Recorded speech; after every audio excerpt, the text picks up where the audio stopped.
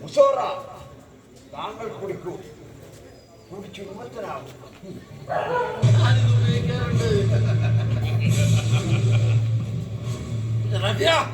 കള്ളം പറയരുത്, നമ്മൾ ഒരുമിച്ച് പാലയം ചെയ്തിട്ടുണ്ട്. ഷറാഫിയ, ഈ മുസർ മാസത്തിലെ തണുപ്പ് നമുക്കൊരു പ്രത്യേകതയാണ്. ഈ തണുപ്പും ഈ മഞ്ഞുകാലവും നമുക്ക് വളരെ സന്തോഷം നൽകുന്നു. ഈ മാസത്തിൽ എന്തോ ഒരു പ്രത്യേകത തോന്നുന്നു. വാനിൽ ഗോളങ്ങൾ കൂടുതൽ പ്രകാശപ്രദമാണ്.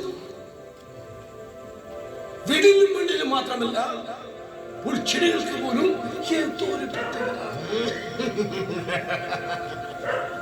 മഹാരാജ, അങ്ങയുടെ ഭരണകാലം ഒരു സുവർണ കാലഘട്ടമെന്ന് ഈ യൂദയ നാട്ടിലെ ഓരോ പുൽക്കൊടികളും ഉദ്ഘോഷിച്ചുകൊണ്ടിരിക്കുന്നു.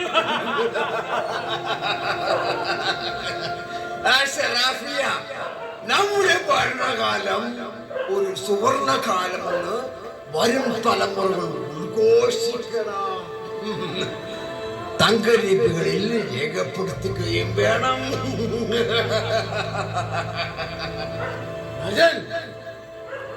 സന്തോഷിക്കാൻ പാട്ടെ. പ്രത്യേകതകൾ കൂടുമ്പോൾ അപകടങ്ങളും കടന്നു വരും. അത് നാം തള്ളിക്കളയരുത്.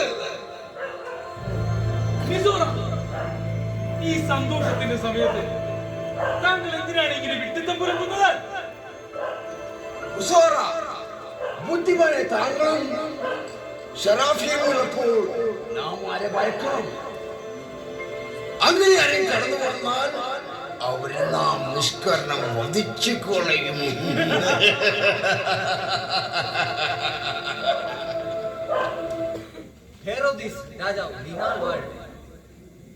രാജൻ, നമുക്ക് നിരീക്ഷണ പാളയത്തിൽ നിന്നും കുറച്ചു പേർ യൂത നാട്ടിലേക്ക് കടന്നിരിക്കുന്നതായി അറിയിപ്പിച്ചു. നാം എന്നാണ് കേൾക്കുന്നത്? നമ്മൾ ശത്രുപാളയം വേദിച്ച് കുറെ പേർ കടന്നിരിക്കുന്നു. ഇല്ല മഹാരാജനില്ല, അങ്ങനെ സംഭവിക്കാനിടയില്ല. അവർക്കെന്തോ തെറ്റുപറ്റി കാണും. തെറ്റുപറ്റിയതല്ല,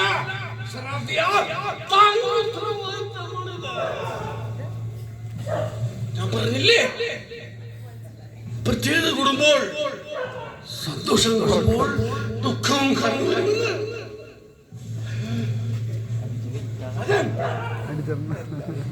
കാര്യം ചെയ്യാം. യൂദയ നാട്ടിലുള്ള കാട്ടിലും വീട്ടിലുമുള്ള എല്ലാവരുടെയും കണക്കെടുത്താലോ? അറിയാമല്ലോ ആരാണ് കടന്നു വന്നിരിക്കുന്നത്. വളരെ ശരിയാണ് മുസോറ, താങ്കൾ ബുദ്ധിമാൻ തന്നെ. ഷറാഫിയ, അങ്ങനെയെങ്കിൽ നമ്മുടെ യൂദയ നാട്ടിലുള്ള എല്ലാവരുടെയും കണക്ക് ഉടൻ തന്നെ എടുക്കുക. ഇത് രാജകൽപ്പനയാണ്, ഉടൻ നടപ്പിലാക്കൂ. ഉത്തരവ് പോലെ രാജൻ.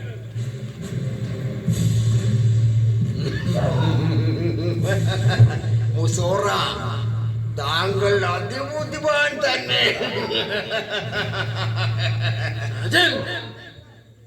ആരെങ്കിലും നമുക്കെതിരെ നിന്നാൽ അവരെ പതിച്ചു കളഞ്ഞേക്കണം. നിഷ്കരണം നാം വധിച്ചു കളയും.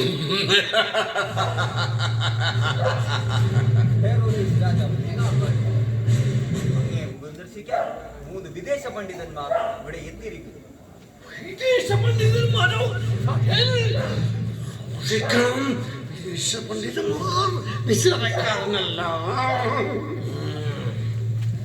മുസോറ, അവർ വരട്ടെ, നമുക്ക് കാര്യം അറിയാമല്ലോ. കടന്നു വരാൻ പറയാം. ഉത്തരവ് പോലെ പ്രഭു. മുസോറ, 3 വിദേശ പണ്ഡിതർ നമ്മുടെ കൊട്ടാരത്തിൽ വരുന്നതിന്റെ കാര്യം താങ്കൾക്ക് എന്തെങ്കിലും? നമ്മുടെ ബുദ്ധിയിൽ വരുന്നു. ഈ 3 പൂജകളും നിസ്സാരക്കാരായിരിക്കില്ല. അങ്ങനെയെങ്കിൽ അവര് നാം നിഷ്കരണം വധിച്ചു കളയുകയാണ്.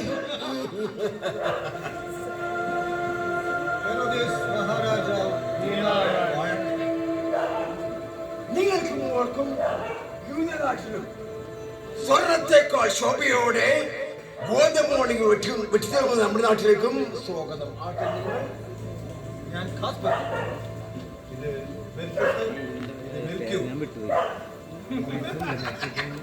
ഈ സമ്മാന പൊതികളുമായി എന്തിനാണ് നിങ്ങൾ ഇക്കാലത്തിലേക്ക് വന്നിരിക്കുന്നത്? നമുക്കൊന്നും മനസ്സിലാകത്തില്ല. ഞങ്ങൾ പൗരസ്ത്യ ദേശത്തു നിന്ന് വരുന്നു. ആകാശത്തും ഭൂമിയുടെയും വ്യതിചാരങ്ങളെ കുറിച്ചും അതിന്റെ ചലനങ്ങളെ കുറിച്ചും പഠിക്കുന്ന പണ്ഡിതന്മാരാണ്. ഈയിടെ വാനിൽ ഒരു അത്ഭുത നക്ഷത്രം കാണുകയുണ്ടായി. ആ നക്ഷത്രം ഒരു ദിവ്യ ശിശുവിന്റെ ജനനത്തെയാണ് സൂചിപ്പിക്കുന്നത്.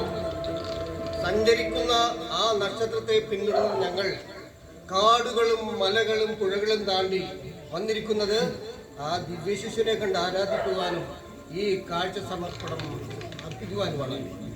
പ്രഭുക്കന്മാരെ, നമ്മുടെ കൂട്ടാരത്തിൽ അങ്ങനെ ഒരു ദിവശിശു ജനത്തെ കുറിച്ച് പറഞ്ഞിട്ടില്ല.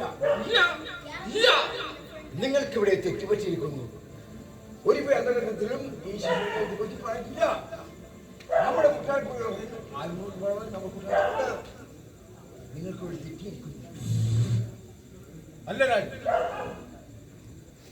ഈ മിസോർ മാസത്തിൽ ഒരു നക്ഷത്രം മാത്രം കൂടുതൽ തെളിച്ചത്തിലും വെണ്മയിലും കാണപ്പെടുന്നു. ഒരു നക്ഷത്രം നാം അനേകായിരം നക്ഷത്രങ്ങൾ കാണും. പിന്നെയാണ് ഒരു നക്ഷത്രം.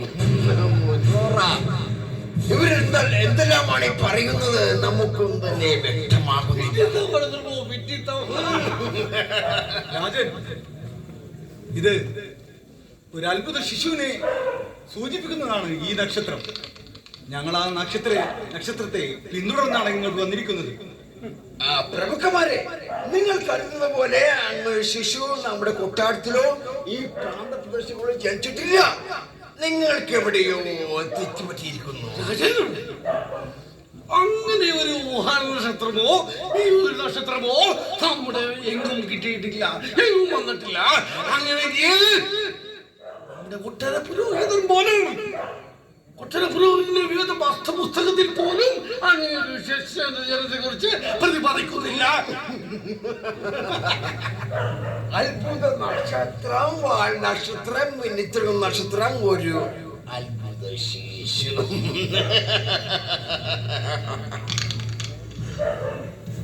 മഹാരാജൻ, ആ ദിവ്യജനനം അങ്ങയുടെ സാമ്രാജ്യമായ ഈ യൂദയ നാട്ടിൽ തന്നെയാണ് സംഭവിക്കുന്നത്. സ്വർണത്തെക്കാൾ ശോഭയോടെ ഗോതമ്പ് മണികൾ വെട്ടിത്തിളങ്ങുന്ന യൂദയ നാട്ടിൽ നമ്മെക്കാളും വലിയ രക്ഷകരം. നിങ്ങൾ പറയുന്നത് നമുക്കും തന്നെ വ്യക്തമാകുന്നില്ല. രാജൻ, ഈ അത്ഭുത ശിശുവിനെ ആരാധിക്കുവാൻ ഞങ്ങൾ അനുവദിക്കണം. അത്ഭുത ശിശു, അത്ഭുത ശിശു ജനിച്ചിരിക്കുന്നു. പ്രഭുക്കന്മാരെ, നിങ്ങൾ കരുതുന്ന പോലെ അങ്ങനെ ശിക്ഷിച്ചിട്ടില്ല. നമ്മുടെ വാളിനെ അവന്നിന് മുമ്പ് കടന്നു പോകൂ. നമ്മുടെ മുമ്പിൽ നിന്നും അങ്ങ് പോകാൻ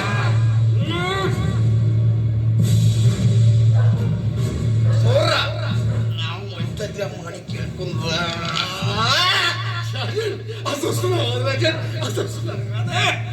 അങ്ങനെ ഒരു ശിശു ജനിച്ചിട്ടുണ്ടെങ്കിൽ അവൻ വധിക്കപ്പെടണം.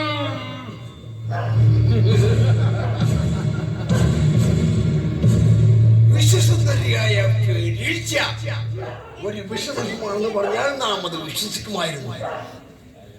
ഗലീലയേക്കാൾ വട്ടി വേണ്ടെന്ന് പറഞ്ഞാലും നാം അത് വിശ്വസിക്കുമായിരുന്നു.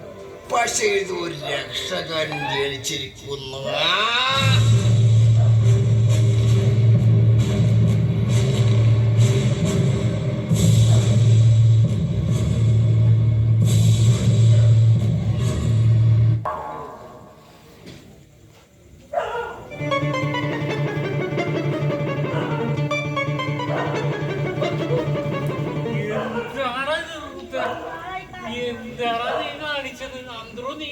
ഇരുന്നോടാ. നീ എവിടെ പോയതാ? എടാ, നീ പെട്ടെന്ന് എത്തിയല്ല. പിന്നെ വെറുതെ അല്ല നീ ഇത്ര പെട്ടെന്ന് എത്തിയത്. ഒന്ന് പയ്യെ പോകാൻ പറഞ്ഞ പോവോ പുള്ളി? അത് കൊള്ളാം. നിന്റെ ജീവൻ നിനക്ക് കിട്ടിയതിന്റെ വലിയ കാര്യമൊന്നും വിചാരിച്ചാ മതി. ഇതെന്തെന്നാണ് ഇവിടെ ബഹിരാകാശത്ത് വന്ന പോലെയാണ് കാണുന്നത്. ഈ കാണുന്ന എന്താണത്? ആ ആകാശത്ത് മുഴുവനും നക്ഷത്രങ്ങളാണ് മിന്നി മിന്നി തിളങ്ങണം. എന്താണത്? ആ ബഹിരാകാശത്തൊന്നും വന്ന പോലെ ഇരിക്കണം നമ്മൾ. എടാ നീയേ ഇതൊക്കെ നോക്കി നിൽക്കുമ്പോ നിന്റെ ആടിനെ കുറിച്ച് വല്ല വിചാരം ഉണ്ടോ നിനക്ക്? നീ ആ 3 ആടിനെ നിന്നെ കാണാത്തത്. എനിക്ക് സംശയം തന്നെയാണ്. നീ റൂത്തിന്റെ പേരും പറഞ്ഞ് നമുക്ക് കൊണ്ടേ കൊടുക്കണേടാ ഇത്. നീ കണ്ടായിരുന്ന റൂത്തിനെ?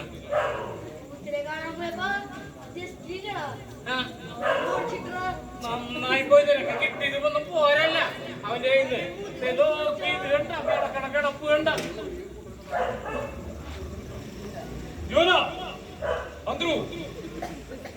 അറിഞ്ഞു കാണുമല്ലോ, കൊട്ടാരത്തിൽ കണക്കുകൾ എടുക്കുകയാണ്. യൂദയ നാട്ടിലെ എല്ലാ നാട്ടുകാരും അവരവരുടെ വീടുകളിൽ തന്നെ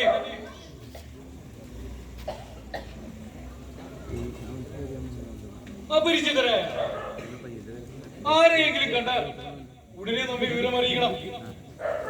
മനസ്സിലാവുന്നുണ്ടോ?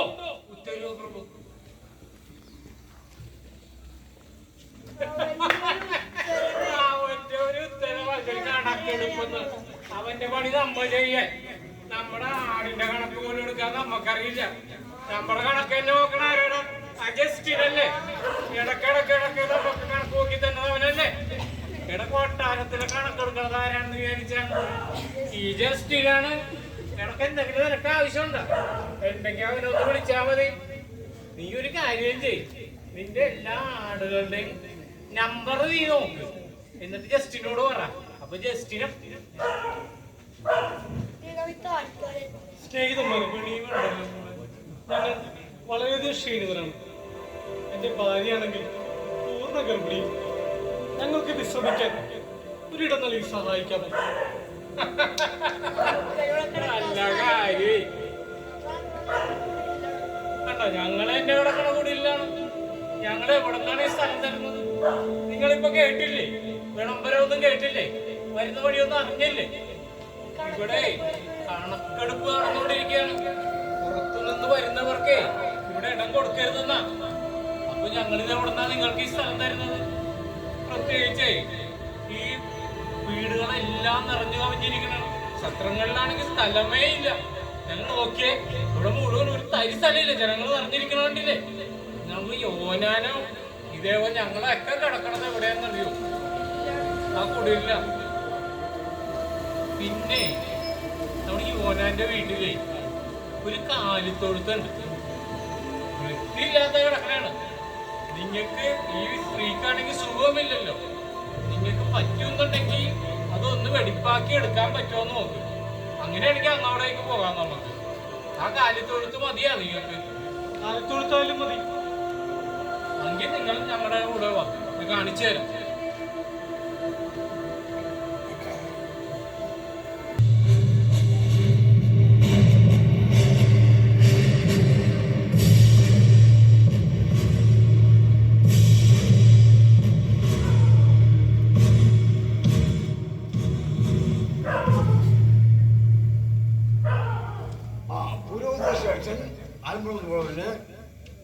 ഹീറോസിന്റെ പ്രണയം.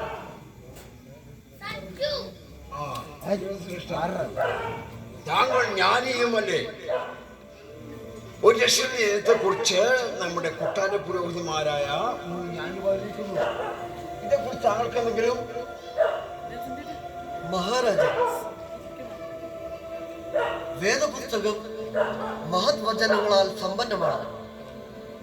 മഹത് വചനങ്ങളിൽ അല്പം പോലും അസത്യങ്ങൾ ഉണ്ടാകില്ല.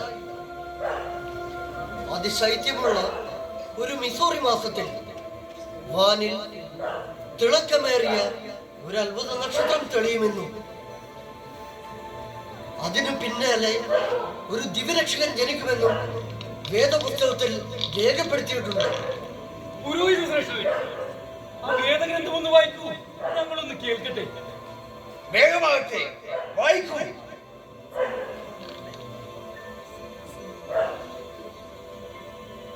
യൂദയായുടെ നഗരമായ ബത്ലഹേമേ, നീ യൂദയായുടെ മറ്റു ഗോത്രത്തിൽ വെച്ച് ഒട്ടും തന്നെ ചെറുതല്ല.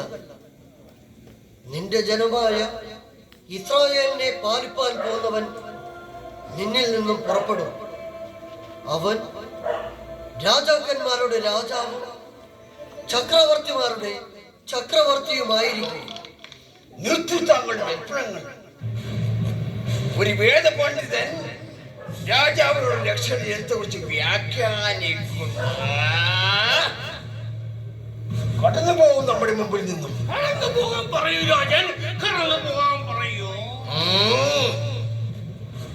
മഹാരാജൻ, വേദപുസ്തകത്തിലെ ലിഖിതങ്ങൾ സത്യം നിറഞ്ഞതാണ്. അതിൽ അല്പം പോലും കളവില്ല. താങ്കൾ ഉറപ്പായും ആ ദിവ്യരക്ഷകന്റെ ജനനത്തെ ഉറപ്പായും അങ്ങ് സ്വീകരിക്കണം. ഒരു രക്ഷകന്റെ ജനത്തെ കുറിച്ച് വ്യാഖ്യാനിക്കുന്ന വേദ പണ്ഡിതൻ പരട്ടു കിളവാ. കടന്നു പോകും നമ്മുടെ മുമ്പിൽ നിന്നും. കടന്നു പോവാൻ രാജൻ, അങ്ങനെയെങ്കിൽ ശിശു നിസ്സാരക്കാരനായിരിക്കില്ല. അവൻ ജീവിച്ചിരിപ്പുണ്ടെങ്കിൽ നമുക്ക് ആപത്താണ്. അങ്ങനെയെങ്കിൽ അവൻ ബാധിക്കപ്പെടുന്നു. വേണം. പക്ഷേ നമ്മുടെ കൊട്ടാരത്തിലുമുണ്ട് ഒരു ശിശു, അവനും ബാധിക്കപ്പെടും.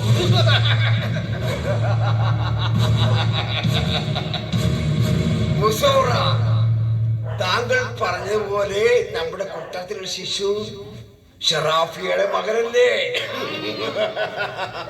അവനും വധിക്കപ്പെടും. വധിക്കപ്പെടണം. മഹാരാജൻ, നിങ്ങൾ രണ്ടുപേരും എന്തൊക്കെയാണ് ഈ പറയുന്നത്? എനിക്കൊന്നും തന്നെ മനസ്സിലാവുന്നില്ല. ഷറാഫിയ, നമുക്കാരെയും വിശ്വാസമില്ല. നമ്മുടെ സിംഹാസനമാണ് നമുക്ക് ഏറ്റവും വലുത്.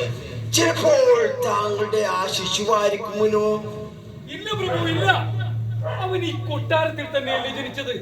പിന്നെ എങ്ങനെയാണ് അവനൊരു ദിവ്യ ശിശുവാകുന്നത്?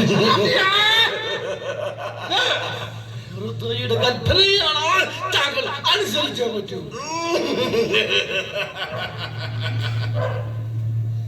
ദിഗന്ധങ്ങൾ പേടിച്ചു വിറയ്ക്കുന്ന, മേഘഗർജനങ്ങൾ നിഷ്ഫലമാക്കുന്ന, വായുവിനെ പോലും നിശ്ചലമാക്കുന്ന നമുക്കെതിരെ ഒരു ശിശു ഇമ്മാനുവേൽ.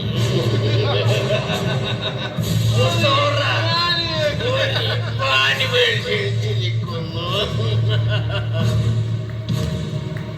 ഷറാഫിയ, ഇന്നു മുതൽ യൂദയ നാടിന്റെ അധിപൻ ഹെറോദോസ് കൽപ്പിക്കുന്നു.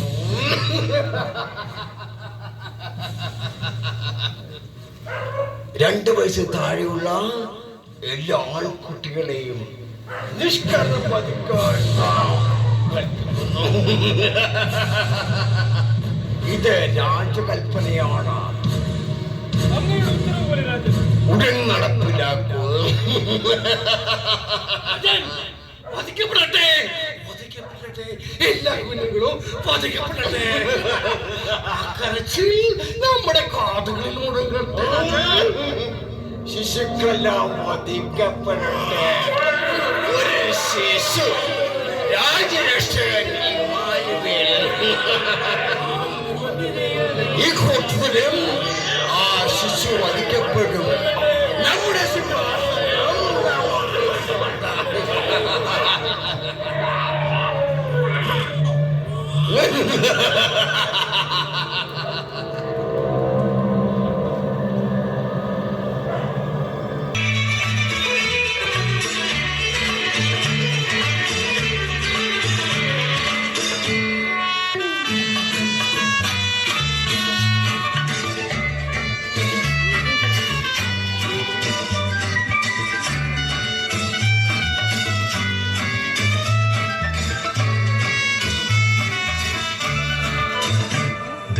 തീരത്ത്